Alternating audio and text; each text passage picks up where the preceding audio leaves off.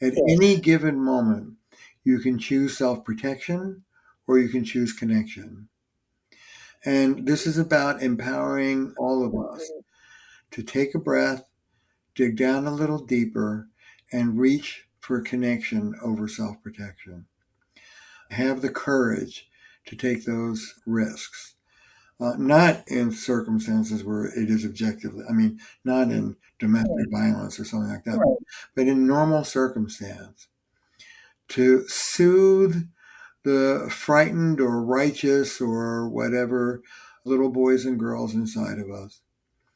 And then to reach with that best part of us into connection with wisdom and compassion and skill. We are born for connection. It is what we're designed for as a species. It's the only thing that's going to make us happy. So our culture gets it wrong, but we can get it right. One of the things I say, Anne, is we may not have the capacity to bring peace to Ukraine or the Middle East, but we can bring peace to our living rooms and our bedrooms. Let's start there.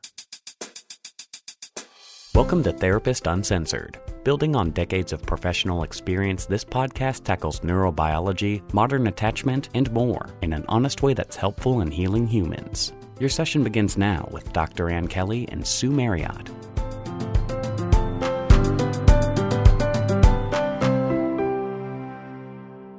Hi, this is Ann.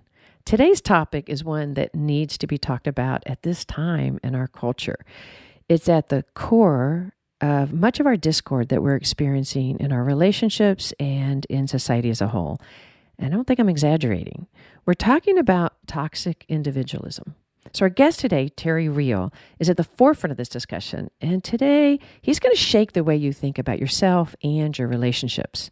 So Terry's a master's couple therapist and a best-selling author, and today we're talking about the winner-take-all dynamic, which is just devastating to our relationships and undermining our communities. And this is not just about couples. This is about how we relate to one another as a whole. So we're honored to have Terry on the show. Sue and I have both followed his work and gained so much from his wisdom over the years. He was one of the first to write on the stigma of male depression in his book, I Don't Want to Talk About It. So he's since published many books on the ways to build deeper intimacy in our relationships. His new book, Us, Getting Past You and Me to Build a More Loving Relationship, just came out. I've read it. I love it. So today, Terry and I are going to dive deep into how we ended up in such a win-lose dynamic. It's your way or my way mindset, and how this fuels many of our repetitive fights, leaving us more distant than ever. And you might be in this dynamic more than you realize, and you'll be able to tell after you listen to this episode. Then we also talk about specific skills to help get us out of this kind of knee-jerk reactions so that we can have more honest and fierce intimacy and connections. All right, so before we jump in, I want to do a shout out to our Patreon and Supercast members. Thank you so much. Those individuals help support and bring this great content to all of you at no cost. And for those of you that haven't taken the plunge yet and you think you can, it would be really great if you could go to therapistuncensored.com/join. Not only will you help support the show, it will give you access to ad-free listening as well as other benefits that you can check out. So go to therapistuncensored.com/join. Okay, let's jump in. Hi, Terry. Welcome to the show. Hi, Anne. Nice to be here. So I've heard you say something that has really impacted me. And you said that the same forces that are pushing our world to the brink are poisoning our most intimate relationships. And I don't think I could agree with you more. We're going to dive deeply into discussing intimate relationships today. But I wonder if we could start. Let's start with just unpacking what you mean by that, about what forces are pushing us in this toxic direction. I just wrote this new book. It's just come out. It's called Us, published by Penguin Random House Group. It just came out. And one way of describing the whole book is it's a critique of what I call the toxic culture of individualism. And by that, I mean, look, we're living in very divisive times. It's me versus you. It's us versus them. There's been a real disturbing reassertion of everybody's individual rights. Back when the pandemic was rife, I have the right to not wear a mask and inflict you with a disease. I have a right to carry an assault weapon through the streets of whatever. And these same forces of me over we that are impacting us collectively are ruining our relationships to the people we love and even inside our own skulls. And by the way, individualism is not a given. Individualism, even the idea of an individual, came out of the heads of a group of well off white guys in the Enlightenment period. People in the Renaissance didn't think of themselves as individuals. If you thought of yourself as an individual in the Middle Ages, you could be strung up on a rope. That was disloyal. So this idea of individual and individual rights has its own history.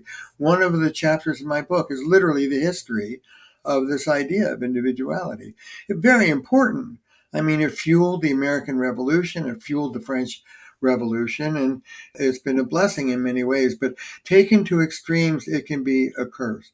When the American founders created democracy, they were aware that there had to be another force beside the rights of the individual, or it would be anarchy.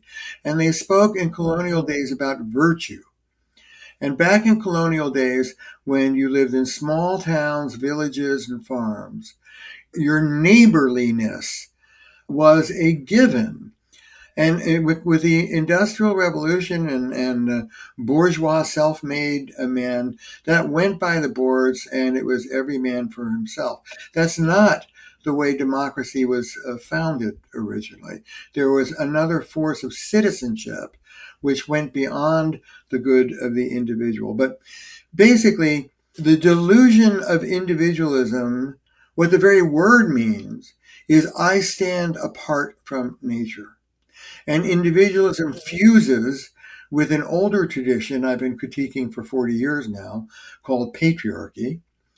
And patriarchy teaches us that not only do we stand apart from nature, we stand above nature and we dominate it, we control it. People say it's a mistranslation, but at least in the King James Version, God gives Adam dominion over all the things that walk and crawl and fly over this earth. Bad idea. The Greeks were wiser. The Greeks called that hubris, overweening pride, which was the flaw of all tragic heroes. It's what brought them down. Today we would call it grandiosity. Look, we do not stand above nature and control it. Whether the nature we think we can control is the environment.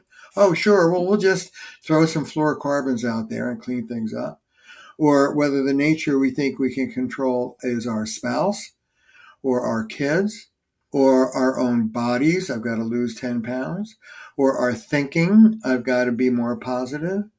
We are not above and dominating nature. That is a crazy delusion that wreaks havoc in our relationships and could kill us as a species. It could be our fatal flaw on the planet. The reality is we live inside nature. We are dependent upon nature. And at the relational level, what I say is that our relationships are our biosphere. We live in it. You can choose to pollute your biosphere by having a temper tantrum over here, but you're going to breathe in that pollution in your partner's withdrawal or lack of sexuality over here. You're an ecosystem. You're not outside of it. You're in it.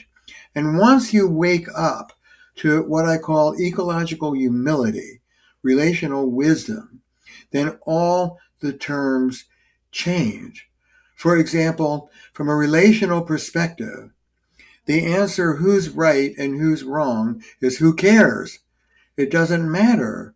What matters is how are you and I going to work this issue in a way that's going to work for both of us. You are not above it, you're in it. So for example, I deal with men a lot. I'm known for my work with men. I get these big burly guys and they say to me, why should I have to work so hard to please my wife? And I go, knock, knock, dummy, because you live with her, okay? I don't talk about altruism, Anne. I talk about enlightened self interest. Happy spouse, happy house. It's in your interest to keep your biosphere happy and healthy because you're breathing it, dummy. You're in it. But we lose that. We lose it because of neurobiology. And I go into neurobiology pretty extensively in the book, not to scare people, but it's pretty readable. We love neurobiology on this podcast, so dive in. All right, listen. The autonomic nervous system, far below consciousness, scans our body 4 times a second. Am I safe? Am I safe? Am I safe? Am I safe? If the answer is yes, I feel safe. We stay seated in what I call the wise adult part of us, prefrontal cortex, the part of the brain that develops last, the most mature part of us that can stop and think and use relational skills and be smart and deliberate. If the answer is no, I'm not safe, which has everything to do with trauma. If the answer is no, I'm not safe, we move into stimulants are flooding our bloodstream. We move into fight, flight, freeze, or fix, automatic knee jerk response. And we lose, literally, the prefrontal cortex shuts down. In Dan Siegel's language, we move from an integrated brain to a fragmented brain. The subcortical parts of the brain, more primitive parts of the brain, take over. And we literally lose the capacity to remember the us, remember the relationship, that we're a team. And it becomes you versus me, two adversarial individuals, win lose, power struggle. That's how it goes. And that is crazy. When you're in survival mode, I call this triggered part of us the adaptive child part of us. Prefrontal cortex, wise adult, triggered part, adaptive child. You have a knee jerk response, which is exactly what you learned to do in childhood, facing your trauma. And ideal with couples on the brink of divorce that no one else has been able to help. That's my beat. And virtually everyone I see has been living most of their life out of the adaptive child part of them, thinking that that is a mature adult. And it's not. The adaptive child part of you doesn't want to use relational skills. It doesn't want to be vulnerable. It doesn't want to be intimate. It's only the wise adult part of us that wants intimacy to begin with. And so what this book and the workshop that I'm doing my first ever Us online workshop. What the workshop and the book is about is what I call relational mindfulness. In the heat of the moment, when you are flooded, when you are in that automatic knee-jerk fight, flight, fix, take a breath. Take a break. I'm a big fan of breaks. Take a walk around the block. Talk to that little boy or girl inside of you. Splash some water on your face. But don't go back into the fray until you're centered in the adult part of you. You'll make a mess of it. You know, I gave workshops all over the country for 20 years. My favorite slide was this one. Other workshops teach you skills. We deal with the part of you that won't use them. So the first skill, the skill, is getting reseated in that part of you that's wise enough to understand it's not about you versus me. It's about us as a team. How are we going to work this out in a way that's going to work for both of us? No, I love that. And how to get individuals believing that they are a team. Well, right. First, there's the map. You have to wake up to the reality of relationality. But once you do, everything changes. And the book and my workshop is full of concrete skills, new language. Let me give you a simple example. She says to him, "You're a reckless driver." He says to her, "No, I'm aggressive, but I'm quite safe and competent." She says, "No, you're reckless." He says, no, you're overreacting. You recognize what I'm talking? Oh my gosh, so much. Yeah. And this turns into what I call an objectivity battle. Is it this or is it that? Good luck. This could go on for 50 years. Now, change your map and think relationally. She says to him, honey, I know that you're not a reckless driver, but let me tell you, when you change lanes, tailgate, go 20 miles above the speed limit, etc., I'm sitting in the passenger seat terrified. Call me crazy, but I get really scared. I know you love me. You don't want me to be a wreck every time I drive with you. As a favor to me, so that I don't have to feel so bad, could you drive more conservatively when I'm in the car? And he says, much to everybody's amazement, okay. What could have been a fight that lasted 25 years is done in 10 minutes because it's not about you versus me. It's not about objective reality. It's not about who's right and who's wrong. It's about the relationship. As a favor to me, could you? Okay, sure. That's the new world that opens up when you begin to think relationally. Our culture, though, has socialized us in a way that makes that actually particularly difficult to be able to move out of the win lose. What makes us feel threatened? If we feel safe and we feel together with somebody, then we can use that wise mind. So in that example, it's a wonderful one when she didn't take it at a you're a horrible driver and he didn't have to fight for his ability to believe, okay, no, I'm actually a really good driver. They got out of that dialogue and they got into the relational. They were able to move out of the threat. But our culture makes that pretty hard. And that I think has been always your part with patriarchy and the over under, because I know that the idea of seating, the idea of moving out of the right and wrong in our culture is very, very difficult. Can you speak to that? Our culture is an anti-relational culture. Our culture idealizes relationships in principle, but devalues them in fact. What this culture values is the rights of the individual. That's why I wrote the book. And it's killing our relationships. I'm writing a piece now. I won't say which magazine, but the title of the piece is Your Empowerment May Be Killing Your Relationship. And I make a distinction between individual empowerment, which is what this culture is all about, and relational empowerment.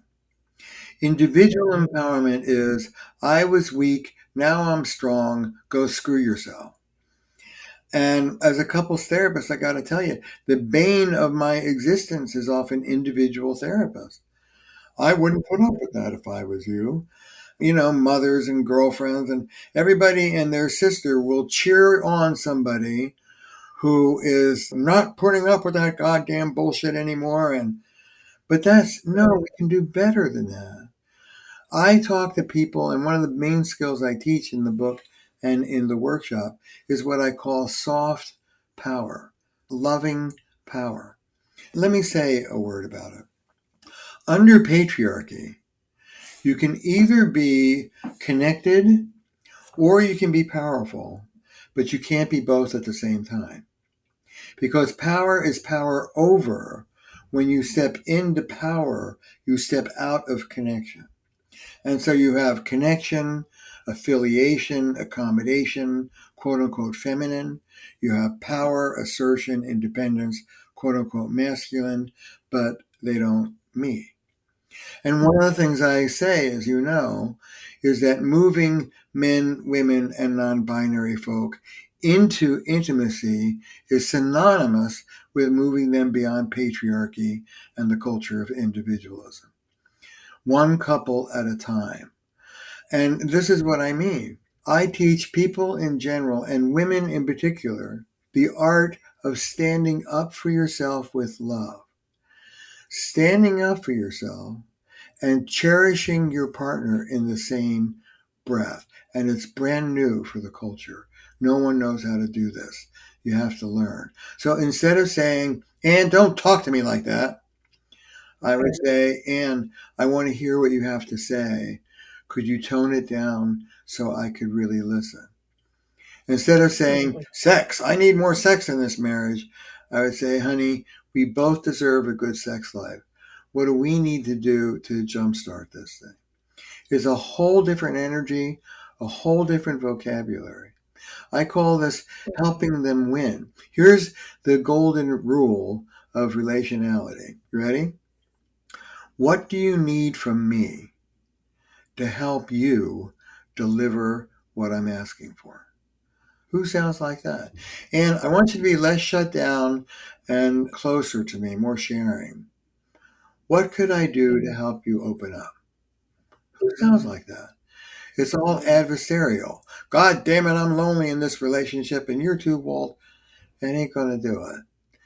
But people think that it's either accommodate or speak up like an individual. And I'm telling you, you can empower yourself and empower your partner both in the same breath. But you have to move beyond this culture and learn how to do that. No one's taught you how to do that. And I love how you put move beyond the culture to do that, because to me, it feels like it takes it out of sort of the shame and finger wag and to say, you're struggling with this for a reason, because you've been culturized in our society to think if I join, I'm somehow weaker. If I am not winning, if I'm like, then I'm losing. Like there's such a polarization in that. That's right. And it's such bullshit. I teach men, for example, to trade in traditional ideal of strength with an ideal of elegance. In the West, the way we fight is the rumble in the jungle. Ali and Frazier, you hit me with your best shot, I hit you with my best shot. In the East, someone comes at you, you step a quarter of an inch out of the way, give a little flip, and they wind up against the wall. I call this relational jujitsu. I say to guys, the quickest way to disarm an angry woman, I can help you disarm an angry woman in 5 seconds flat, 50% of the time. It doesn't work all, but it's better than you're doing. You want to know how to disarm an angry woman in minutes, 50% of the time? You ready? Give her what she's asking for. Ta-da! But you have to lose your ego at the door in order to be able to do that. Do you notice when you say that, that initially that may feel like a real threat to them? It's like, you don't get it. Like, I'm just going to give in. You know, it's the sense of I'm going to lose something if I do that. What are you talking about? Then I'm always going to have to give in to her. What? I'm always going to give in to everything she asks? Now, here's what I teach people. You ask yourself in the heat of that moment, what is this going to cost me? If you want your kid to go to this school and your partner wants your kid to go to that school, then giving in to your partner may cost you something. But if she's angry at you because you left the toilet seat up and if she's asking for you to say you're sorry, what the hell is that going to cost you? Beside your stiff necked pride. So ask yourself, what is this going to cost me? And if the answer is a lot, okay, dig in your heels and fight about it. Go for it. But if the answer is, this isn't going to cost me anything, this is my model. Be a generous gentleman. Err on the side of giving. And this is all brand new for our culture.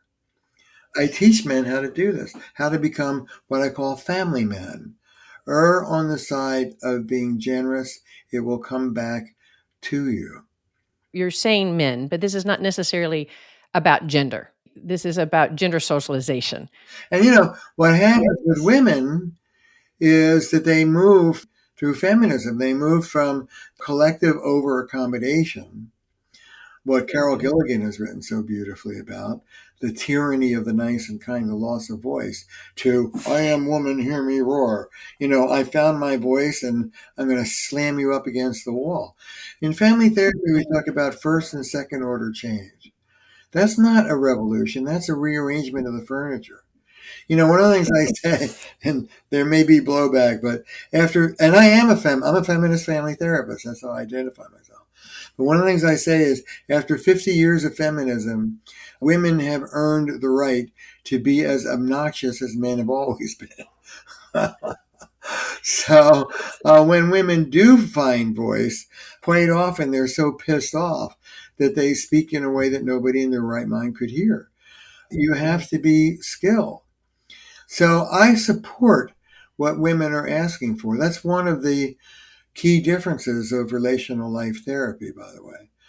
We take sides, we're not neutral. And for 40 years, it is women who are carrying dissatisfaction. It is women who are calling couples therapists. It is women who are reading the self help books. We raise women to want more and know more about relationships than guys. And women are asking for more emotional intimacy from guys than we raise most boys and men to deliver to this day. A woman drags a guy into couples therapy so that the therapist can render them more relational.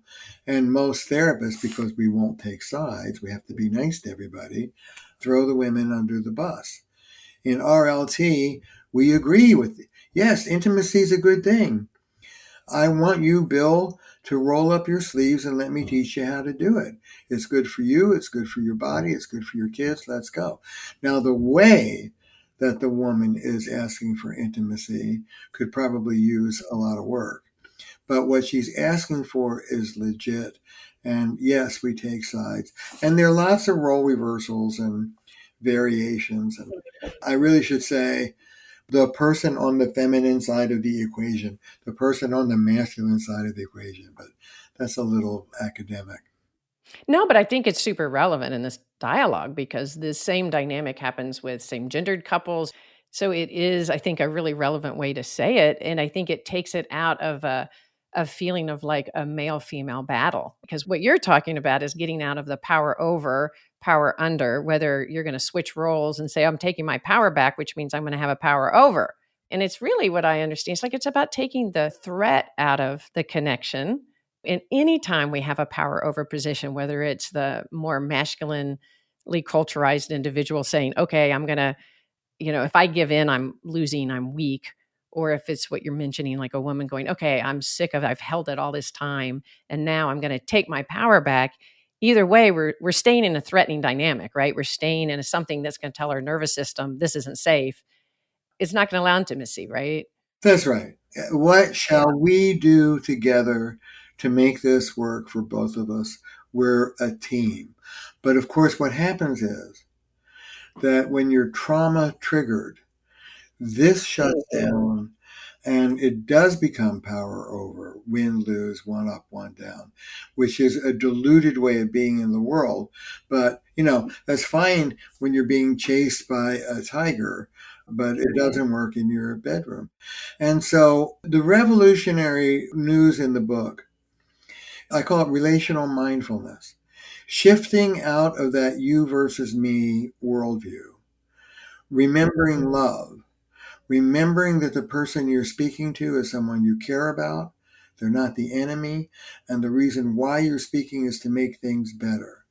And that capacity to wake up from that adversarial trauma saturated place to here and now, I'm safe, we're a team, to shift out of that threat into skill and safety can be cultivated.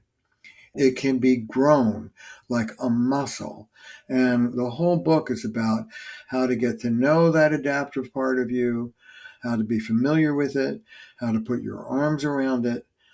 I say when an inner child kicks up, which is just another word for a trauma state, when an inner child kicks up, you put your arms around them, you put them on your lap, you hear them out, you love them up, and you take their sticky hands off the steering wheel.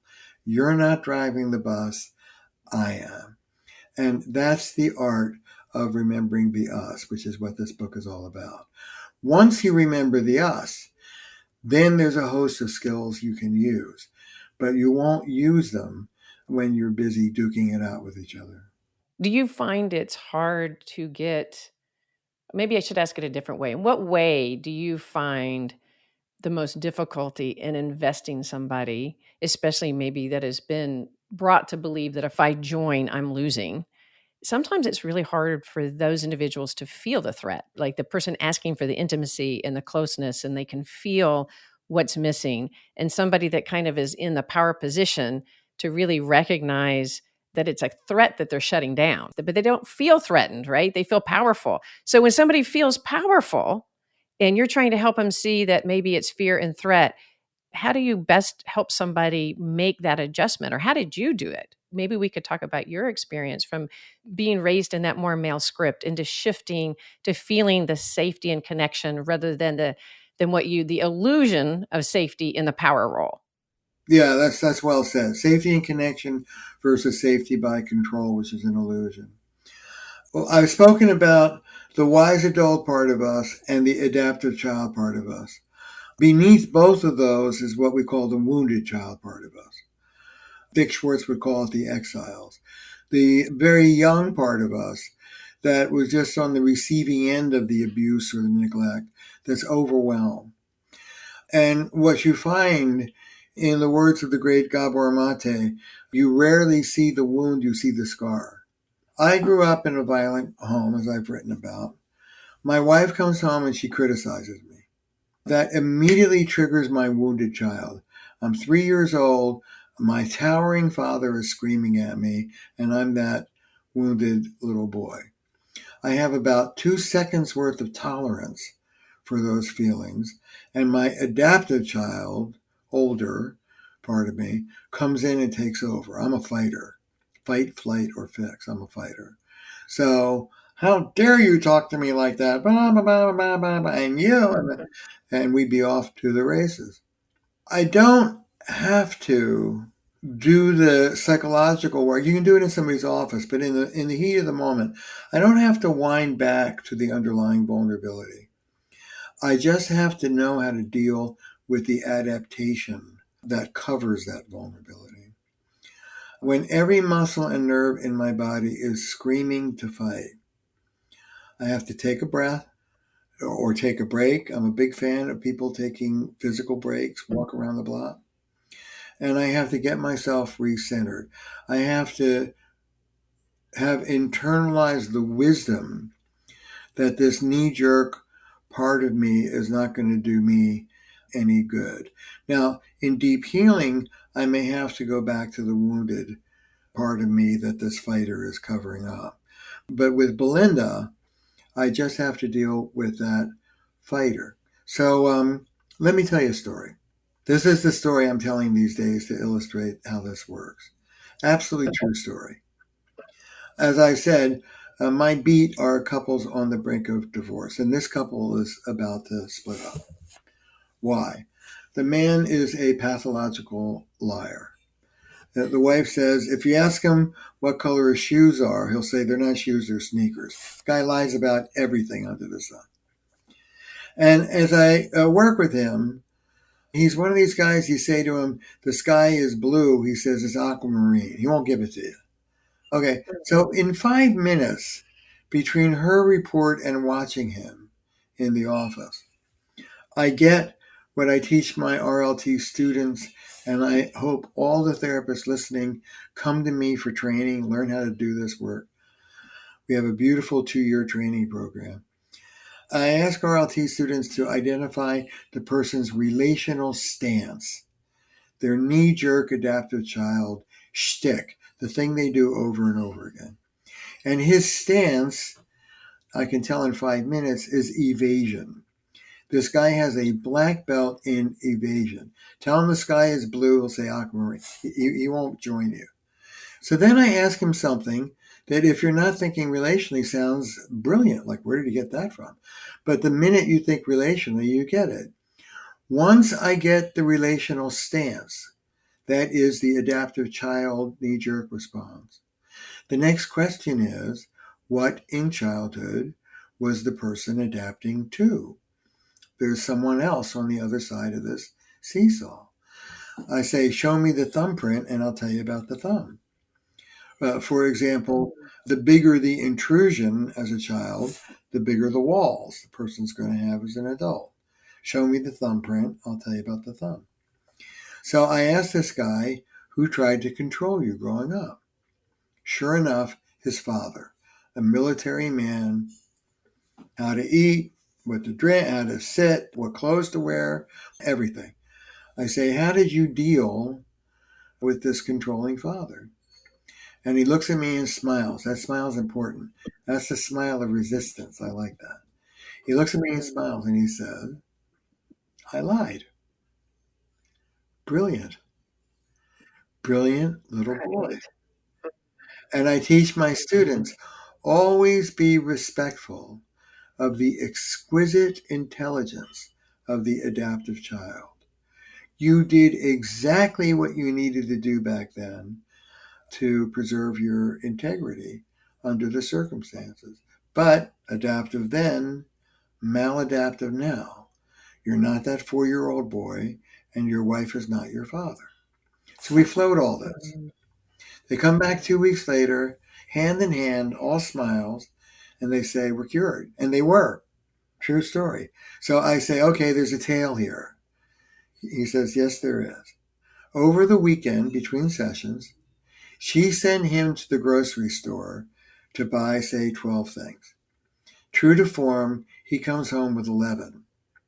She says to him, where's the pumpernickel? He says, every muscle and nerve in my body was screaming to say they were out of it. And in this moment, I thought of you, Terry. I summoned my courage. I looked my wife in the eye and I said, I forgot. And she, true story, she burst into tears and she said, I've been waiting for this moment for 25 years. That's recovery. That's the way out of this mess. And that's what the book, Us, and the workshop is all about teaching you how to do. Oh, wow. I really love that example. I think of in couples therapy how important it is to bring the trauma in front of the other. You know, the wife got to see this pathological lying through a whole nother lens instead of just seeing him as being an ass that can't tell the truth. She was able to see him as the boy protecting self. And all of a sudden, then he got to see himself in a different light and got to see himself like, oh, RLT, Relational Life Therapy, is the only other person who does it is Janina Fisher, and we've taught together. But we do deep trauma work. If the person's going to be vicious, there's some contraindications, but 90% of the time, we do deep trauma work in the presence of the partner. We do inner child work with the other person sitting there. And you're quite right. It opens the heart of the partner. They've been on the receiving end of this adaptive child. Now they get to see the secret history. So there are 3 phases in relational life therapy. The first phase I call waking up the client. This is loving confrontation. And this is what you're doing to blow your own foot off. The relational stance, you're half of the vicious circle. For example, angry pursuit is a dysfunctional stance. Angry pursuit will never get you more of what you want. You will never get a partner to move closer to you by complaining about their being distant. So, first we get what you're doing will never work, what the adaptive child is up to, and we confront it. The art is called joining through the truth.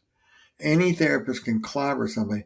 This is telling the difficult truth to the person in a way that's so loving, so on their side, that they feel closer to you through the confrontation. I can't tell you how many sessions end, first sessions, end with something like this, if I may. Role play Ann, not the real Ann. Role play Ann, who's been cheating on her husband for 20 years. You know what, Ann? You're a decent woman. I have sat with indecent women to the bone. They're called sociopaths. And man, they're cold. But you're not. You're warm. I feel connected. You know what's so sad?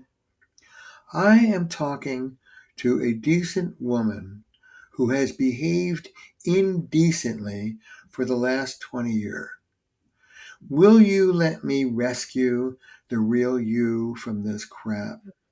That's joining through the truth. Who says no to that?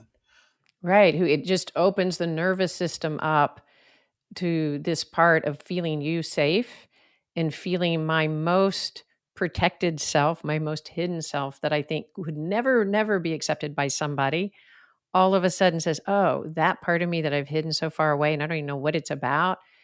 You're giving me a hand to kind of come forward in a relational way.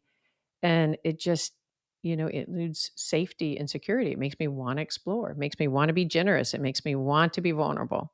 That's right. And there's an art. I mean, it takes a couple of years to learn how to do this, but there's an art in holding the mirror up of your indecent behavior and holding you in warm regard in the same breath. So that's the first phase, the carefrontation, loving confrontation. The second phase is trauma work. Once I understand what the adaptive child part of you is bringing into the relationship, where did it come from? What were you adapting to? And we do deep trauma work, family of origin work, inner child work with the other partner sitting right there. And then the third phase is teaching. I believe it's abusive to confront somebody about what they're doing wrong and then not in the next breath swoop in and teach them what right would look like. And I disagree with some of my more trauma based brethren. Dick Schwartz and I have been around this block. Some people believe that once you remove the trauma, people will just know how to be intimate. As we were saying earlier, I believe we live in an anti relational, patriarchal, narcissistic culture, and we don't teach our sons and daughters the skills of intimacy. So the third phase is how you stand up for yourself with love, how you negotiate. And these are all the skills we do in the workshop, by the way. What to do when you're in your wise adult and your partner's being a total jerk, how to cherish, and how to grieve. There's a fair degree of grieving that goes on in a healthy marriage. We long for a perfect partner. And I talk to people about working with the partner you have instead of the one you deserve. Well, I also think sort of the grieving, we want a partner that might perfectly mirror us so that we don't ever feel threatened. And I like to talk to couples about the fact that what your partner is creating in you is going to be one of the most insightful things you can find out about yourself. And it is your chance to kind of go in and learn about yourself and learn about your own triggers, isn't it? So it's like it's a gift. It doesn't feel like a gift because if somebody can perfectly mirror you, then you don't ever feel threat and you can walk around and whistle like the end of every Disney movie. But instead, that's not our reality, right? Our reality is we get confronted with our self-centeredness. We get confronted with our own narcissism. We get confronted with the way that we are not holding others, to kind of bring it back to why couples therapy, why your book, why working with yourself and learning how to do this is so important, not just for your relationship, but for yourself and your world, is it feels like to be able to learn if I move out of that and I move into deep connection. And if you teach the skills that shift this, that your whole body shifts out of the threat response. We quit being so polarized and you can actually feel your desire for connection. Because I think so often we lose even our desire for connection because connection just seems like a threat. It just seems like I have to lose or give up, don't get too close. And the way that you're describing your workshop, et cetera, you're teaching people to connect in this way that they may never have ever felt before in their lives. People talk about relationships take work, but they never tell you what it is. The real work of relationships is in the moment. At any given moment, you can choose self protection or you can choose connection.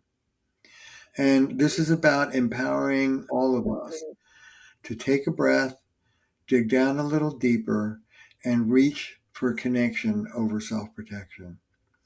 Have the courage to take those risks. Not in circumstances where it is objectively, I mean, not in domestic violence or something like that, but in normal circumstance to soothe the frightened or righteous or whatever little boys and girls inside of us. And then to reach with that best part of us into connection with wisdom and compassion and skill. We are born for connection. It is what we're designed for as a species. It's the only thing that's going to make us happy. So our culture gets it wrong, but we can get it right. One of the things I say, Anne, is we may not have the capacity to bring peace to Ukraine or the Middle East, but we can bring peace to our living rooms and our bedrooms. Let's start there. And our neighborhoods. Yeah. I love that. Thank you so much. And your book is coming out this week, right? It just came out. Just came out. It Yeah. just came out June 7th. There seems to be a lot of excitement about this work. Well, my fingers are very crossed because the message that we need more now than ever is that we need to quit polarizing and trying to be the best and to win and to be the most dominant. And we have, as a culture, we have to focus on connection in the world. So I love the timing of your book. And you mentioned, and if you could you mentioned you have a workshop coming up. Yes, and also go to my website. This is my name, terryreal.com, TerryReal. The workshops, I think it's 5, maybe 6 90-minute workshops. It's online for both individuals and couples, for both therapists and what I like to call normal people. We have a couple hundred people already. It's going to be very exciting. We start with the map, how to really think relationally, how to get out of that mindset. We move into what I call shaking hands with your adaptive child, really learning the particulars of your automatic responses, getting to know that part of you, befriend it and contain it.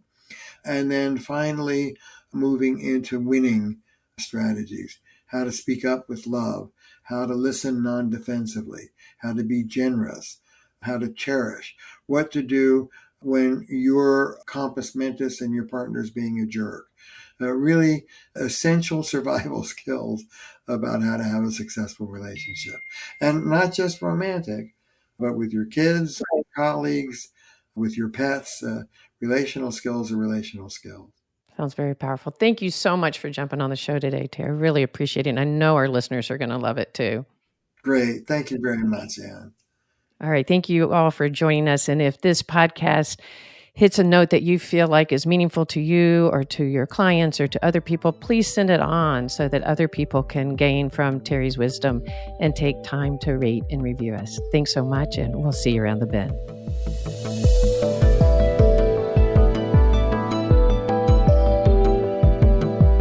Therapist Uncensored is Ann Kelly and Sue Marriott. This podcast is edited by Jack Anderson.